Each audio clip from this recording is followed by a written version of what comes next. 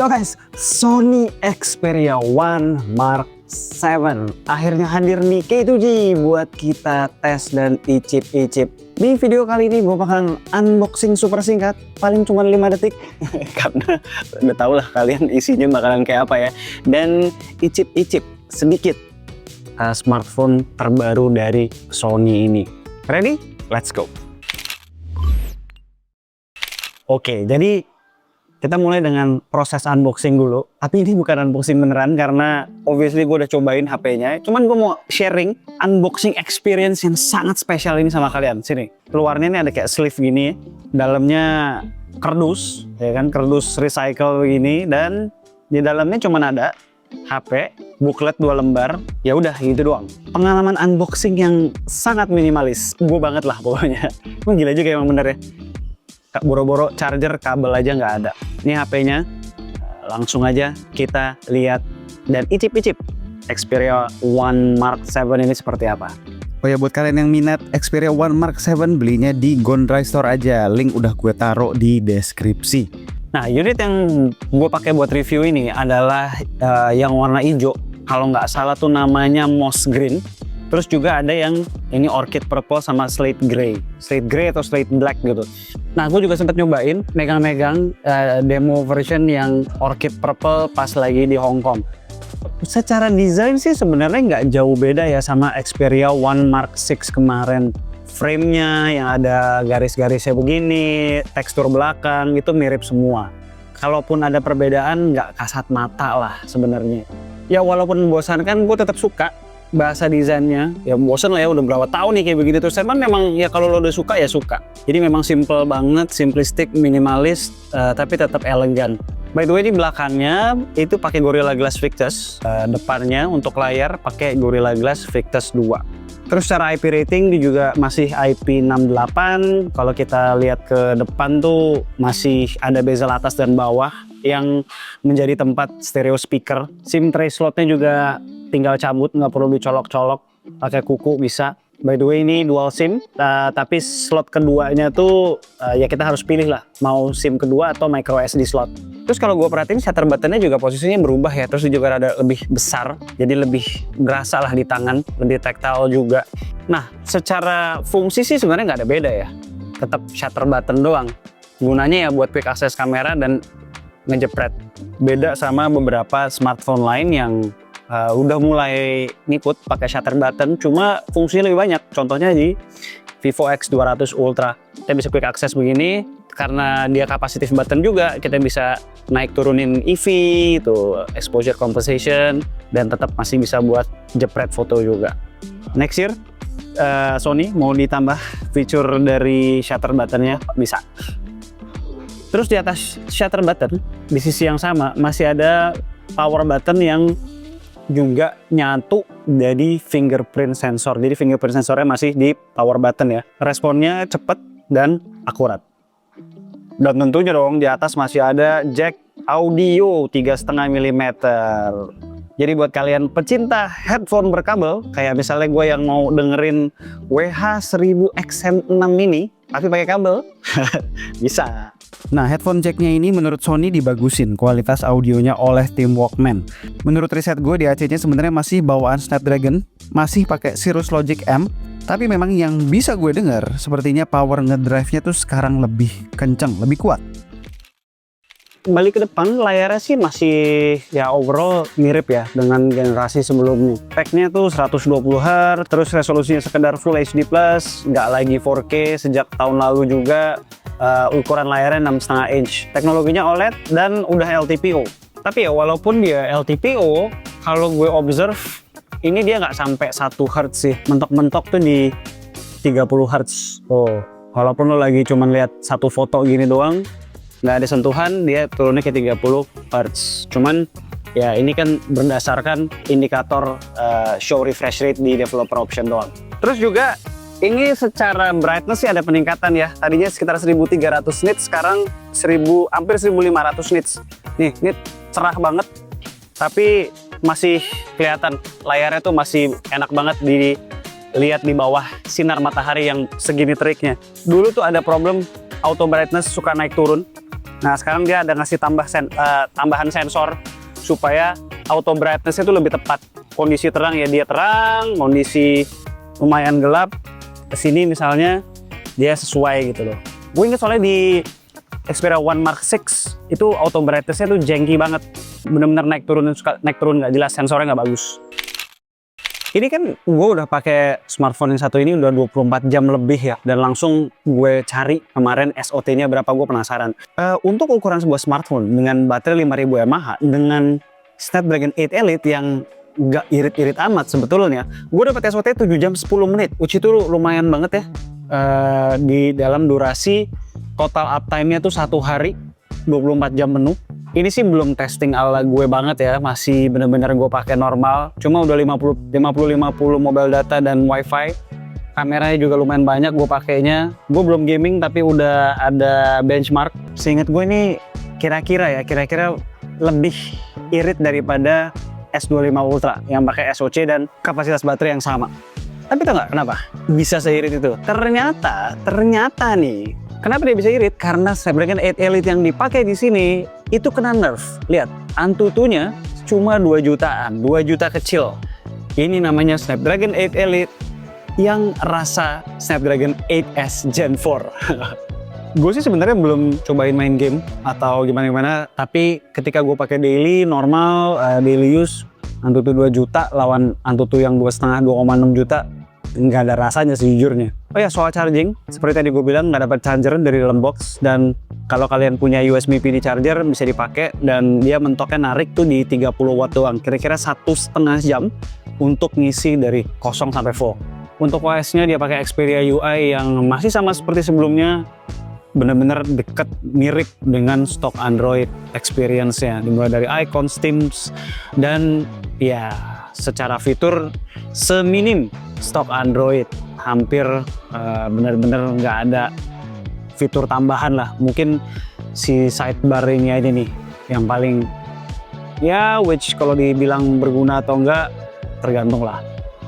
Di luar itu dia nggak punya fitur-fitur AI khusus tambahan ya, which ini sebenarnya menurut gue kayak ketinggalan zaman banget, dimana semua produsen smartphone Android berlomba-lomba memberikan AI yang canggih. Ini nggak sama sekali, paling fitur-fitur bawaan Google aja. Contoh misalnya Circle to Search, Gemini Assistant, Gemini ada, cuman ya udah nggak ada fitur-fitur yang spesial gitu, spesial AI kayak AI summary lah apalah, itu belum ada di sini. Paling perbedaan visual sekarang quick settings tuh, dan terakhir out of box dia udah Android 15, dan improvement yang menurut gue welcome banget adalah janji update-nya yang sekarang jadi 4 kali major Android update dan 6 tahun security patch gitu dong. Nah sekarang kita masuk ke kamera, kita ceki-ceki kameranya kayak apa. Sebenarnya yang disayangkan adalah kameranya tuh nggak terlalu banyak perubahan secara hardware. Main kameranya masih sama pakai IMX888, telefotonya juga masih sama, nggak ada perubahan. Dia masih pakai teknologi variable continuous zoom, yang artinya kalau kita ngezoom 3,5 kali, 3,6 kali, 3,7 sampai 7,1 itu semua optical zoom. Semua jatuhnya optical zoom pakai lensa yang sama, makanya disebutnya namanya variable continuous zoom. Nah, yang di-upgrade adalah sensor ultra wide-nya. Ini sensor ultra wide-nya ini pakai IMX906, which itu adalah sensor Sony yang dipakai di main kameranya Xiaomi 14T. Jadi main kamera di 14T dijadiin sensor ultra wide, dan ini adalah salah satu sensor ultra wide yang bisa dibilang terbesar yang ada di dunia smartphone saat ini. Dan memang improvementnya nggak cuma di atas kertas, tapi hasilnya pun udah gue bandingin sama Xiaomi 15 Ultra, sama iPhone 16 Pro, itu ultra wide-nya di Xperia One Mark 7 ini gokil banget. Emang detailnya tuh keren banget, di pixel peep pun tetap bagus. Cuma memang dia lebih secara FOV lebih sempit. Dia pakai 16 mm, sedangkan kebanyakan HP flagship zaman sekarang itu ultra wide-nya 14 mm. Yang baru juga adalah kalau dulu segala kamera app itu kepisah-pisah, antara pro foto, pro video itu kepisah-pisah, sekarang semua masuk jadi satu kamera app dan semua ada di sini. Pro foto, pro video itu semua di satu app. Masih kayak sebelumnya, ada fitur telemakro yang masih belum ada autofokusnya. Dia bisa up to 4 cm jarak minimum focusing distance-nya. Ini bisa nih, bisa sedekat itu. Nah, problemnya dia itu kan harus manual fokus ya. Sudah gitu karena lensa hardware telenya tuh sebenarnya nggak terlalu bagus, susah banget nih ngambil nih, antara lu nya goyang dikit blur atau objeknya goyang dikit. Nih kebetulan si lebahnya lagi lumayan diem nih, jadi gue masih bisa ngambil. Cuman kalau udah jalan-jalan tuh susah banget tadi. Beda sama kayak telemakro di X200 Ultra yang benar-benar ngambilnya intuitif banget, autofokusnya ada, sekali jepret juga jadi gitu. Masih soal kamera, tentang perekaman video 4K 120 fps di semua lensa. Mantap ya, 120 fps di semua lensa. Ini di 3,5 kali bisa 120 fps, di 7,1 kali bisa 120 fps, di antaranya nggak bisa, tapi di ultra wide juga bisa.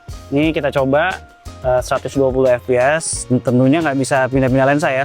Sebenarnya kita juga bisa ngerekam slow-mo ini langsung dari mode slow-mo. Tuh, slow-mo ini resolusinya bisa 4K seperempat tuh artinya 120 fps. 120 bagi 4, 30 fps. Dia akan di play di 30 fps. Jadi kalau kita record langsung nih sekarang lensa 1 kali dan lensa 3,5 kali, ini hasilnya harusnya langsung bisa dilihat sebagai hasil slow-mo. Sudah di slow-mo. Tuh kan. Ini hasil slow-mo-nya. Yang ini hasil slow-mo dari lensa 1 kalinya. Masih soal video, ada satu mode namanya AI Camera Work yang konsepnya dia nge-lock framing objek yang kita pilih. Jadi dia tetap di framingnya yang sama walaupun kita gerak-gerak kiri kanan. Contohnya gini nih, ini AI Camera Work kita pilih, coba di lensa utama. Ini kita nyalain dulu, terus kita tap objeknya. Jadi ketika gue record, misalnya gue nih, ini kan gue panning nih, dia akan berusaha untuk bikin framingnya tetap sama nih. Ini padahal kameranya gue panning kiri kanan nih. Jadi kegunaannya adalah mungkin ketika ada pergerakan, kita ada camera movement, tuh kayak gitu, dia akan tetap mengusahakan si objeknya itu ada di komposisi dan framing yang sama. Ada satu fitur video baru lagi, namanya auto framing. Auto framing nih, jadi konsepnya sekali ngerekam dia akan menghasilkan 2 video. Video pertama, ini wide angle-nya, itu resolusinya bakalan keluarnya di 4K. Dan video kedua itu adalah nih, fokus ke objek yang kita pilih. Misalnya di case ini adalah si burung hantu. Jadi kalau kita record nih, fokusin di burung hantu yang itu, kita record. Nih, kita jalan. Gini. Nah, hasilnya ini close up-nya Full HD dan di waktu yang sama dia juga ada output yang wide-nya di 4K. Seperti kalian lihat di sini size-nya 4K untuk yang wide-nya, untuk yang close up-nya size-nya di Full HD. Gue bisa melihat beberapa use case scenario yang menarik sih buat hal ini, terutama buat kita yang solo filmmaker, solo content creator yang butuh sekali record dapat 2 angle buat cut to cut. Itu bakalan enak banget. Di luar segala fitur-fitur dan kapabilitas baru, hasilnya sendiri gimana? Nah, analisa mendalamnya nanti aja ya di full review. Tapi impresi awal gue, fotografi dulu nih. Secara kamera utama sih bersaing ya dengan flagship 2025. Gak banyak catatan sejauh ini dari gue.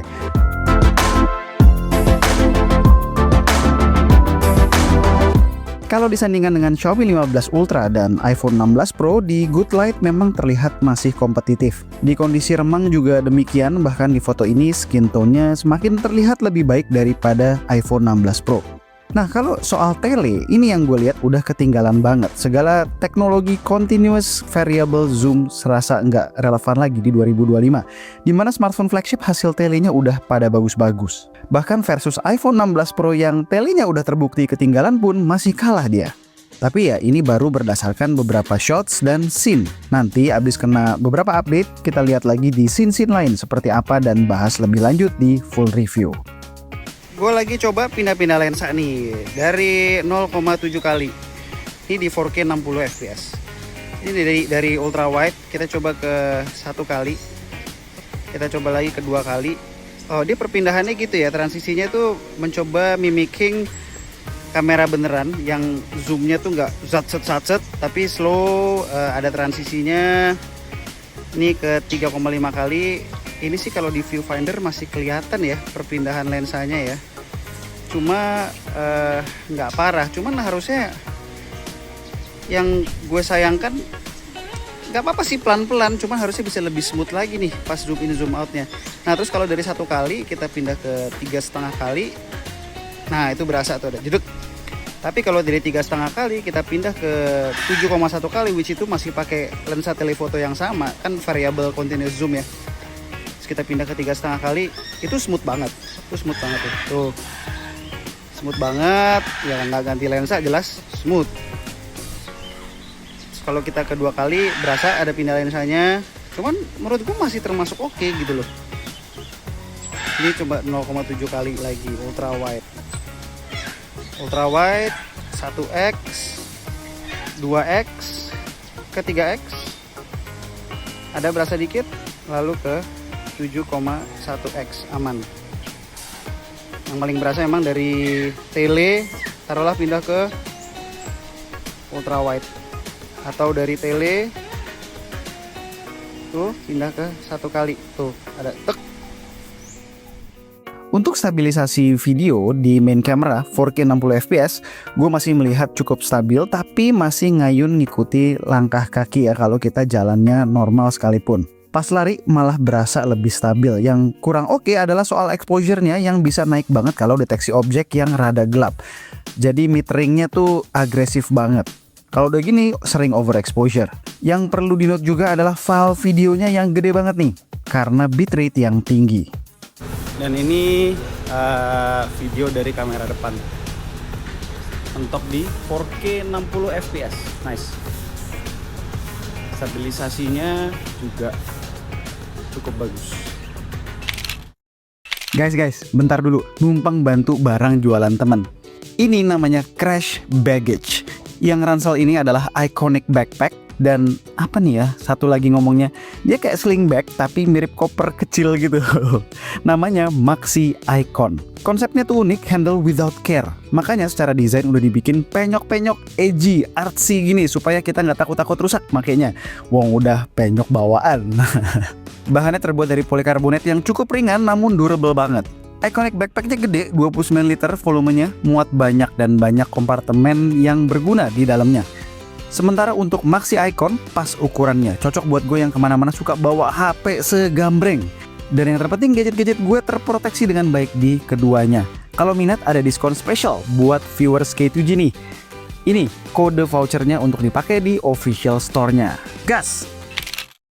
Alright, itu adalah pre-review dari Sony Xperia One Mark 7. Kalau dibilang HP-nya menarik atau enggak, buat gue yang udah nyobain begitu banyak smartphone flagship yang keren-keren di tahun ini, baik yang resmi atau non-resmi, sejujur-jujurnya kalau kita ngomongin objektif, One Mark 7 ini ya kurang menarik. Tapi buat gue yang sebagai fanboy dari Sony, mau nggak mau gue harus bilang diri menarik. Namanya juga fanboy ya, harus bilang ini menarik banget.